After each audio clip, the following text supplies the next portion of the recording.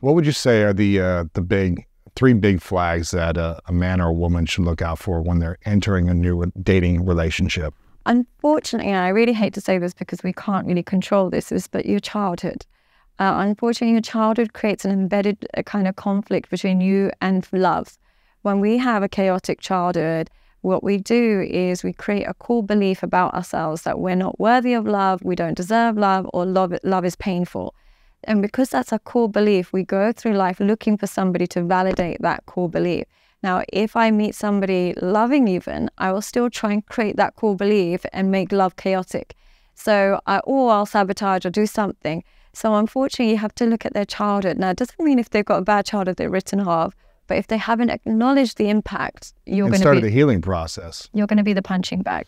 Oh man, I've been punched a lot. Have you noticed that as well? I've been punched a lot in my past. What kind of things do women bring, like in their past childhood? Well, I think it's the responsibility of each partner to ask those questions. Yeah. To and I lacked the inability to. I saw that, and that was what attracted me because I was wounded in my childhood, right? Yeah. So it's like, okay, we're both wounded. We're in this together. Yeah. So I was the punching bag and kept sticking around because I lacked the courage, confidence, the skills, the security in self to walk away from the feeling of love and intimacy, the feeling of connection, the false feeling. Well, that broken childhood gives women some intensity that makes a man feel really loved in the moment. Absolutely. And it's honestly, they give you really passionate kind of sexual relations as well because they almost treat you like you're temporary.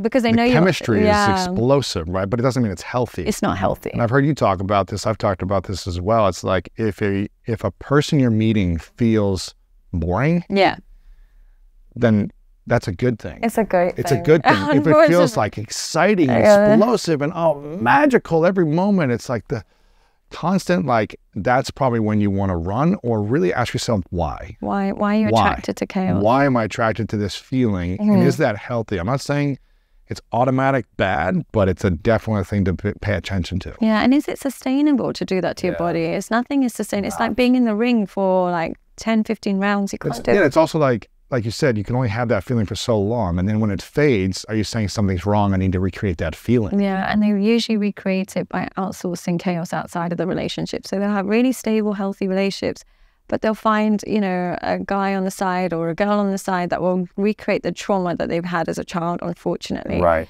And the reason why it's such a problem is children suffer. Children are the only ones that will suffer when parents... you have kids and you've attracted each other and you've been committed and you stayed together, the kids suffer from your behavior. Yeah, always. So it's being so like... so that's the first flag, is to be aware of the person's childhood, right? Be aware of the childhood. Ask the questions. Yeah. And it doesn't mean they're not a good person or they're nice or you can't be friends, or if you get into it, you just have to be aware this is what you might be dealing with. Yeah. Second thing I would say is, do they set boundaries or do they self-sabotage? And they're two very different things.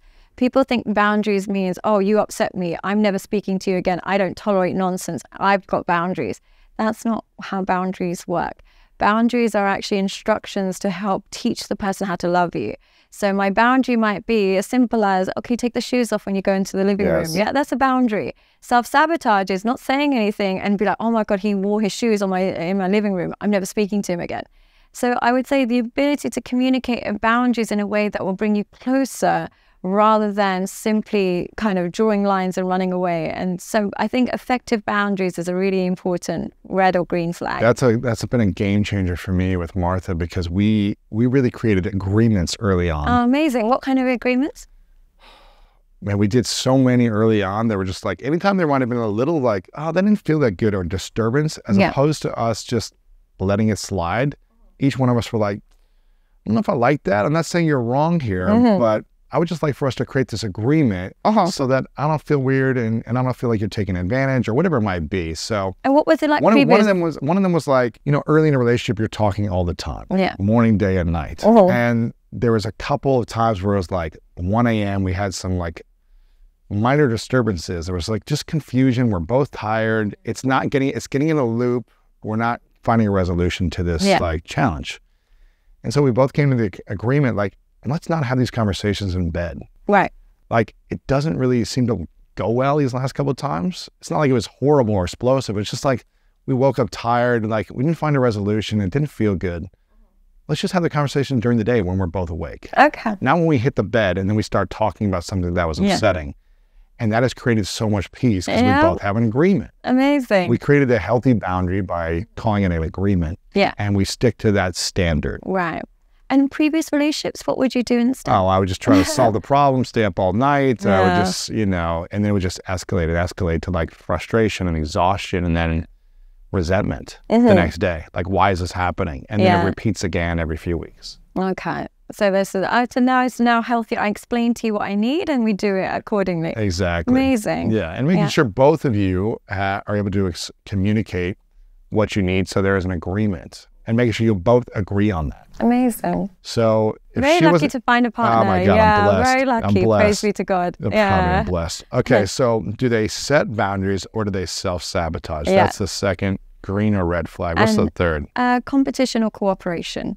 And what I mean by that is when you have a partner that values your well-being and wants to see you feel less anxious, wants to see you feel happy, wants you to feel connected, they are cooperative. So when you say things like, oh, babe, I haven't heard from you all day, they're like, oh, I'm so sorry, I completely forgot.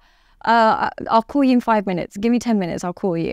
But other times you'll have a partner where you say, oh, I haven't heard from you. Stop trying to control me. You're always taking over. You're so needy. It's stuff like that. Is it competition or is it cooperation?